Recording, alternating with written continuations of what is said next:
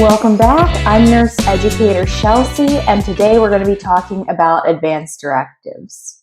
It is estimated that only between 5 and 30% of adults have an advance directive. And there is a misconception that advance directives are only applicable to the elderly, when really something can happen at any age. So it's important that we educate and discuss advance directives with all of our patients. Types of advance directives include living wills and healthcare power of attorney. A living will is a written document that states what kind of medical treatments you do want or do not want and will only be referred to in a situation you are not able to speak for yourself. Living wills often address decisions on CPR, mechanical ventilation, tube feeding, dialysis, antibiotics, and/or comfort care. And then we also have a healthcare power of attorney, which can also be referred to as a healthcare proxy, durable power of attorney for healthcare, or healthcare agent. This is a person or multiple people that are named in a legal document that are able to make decisions for the individual only when the individual is unable to speak for themselves. An advance directive of any type only goes into effect when the individual is not able to make their own medical decisions. A healthcare power of attorney cannot influence medical decisions as long as the individual is able to comprehend, make decisions, and consent to medical treatments. In my practice at the bedside, I often see people trying to claim healthcare power of attorney when the patient is still able to completely make their own medical decisions. If competency is in question, a qualified physician would be needed to deem a patient not competent to make medical decisions. And in this case, advance directives would be utilized. When discussing advance directives, it is also important to discuss the difference between full code or do everything and do not resuscitate or DNR.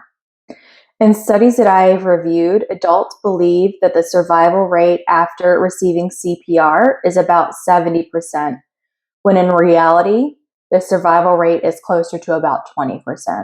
If the individual does survive CPR, there can be several complications, including rib fractures and/or sternum fracture, internal injuries, hypoxic brain damage, or aspiration.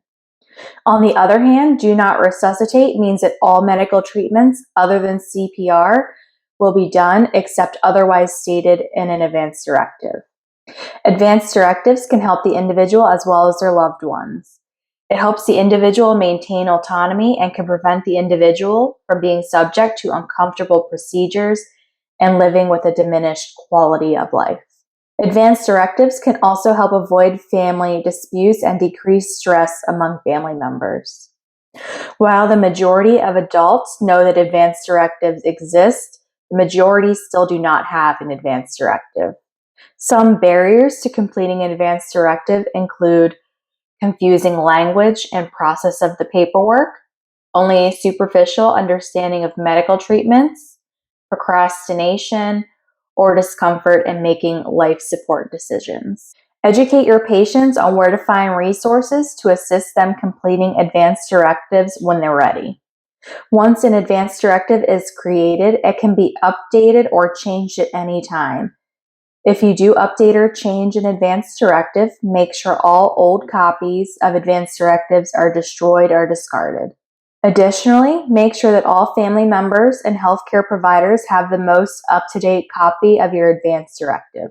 Advance directive requirements for witnesses, notarization, or other specifics vary by state, but the majority of the time an attorney is not required to complete the form.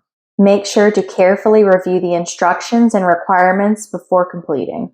Advance directives by state can be found at caringinfo.org, and a link to this can be found in the description. If you live outside the United States, please leave me a comment to let me know how advance directives work where you live. Thank you for coming to learn with me today. Please remember to rate, review, and subscribe to get the latest updates on my channel.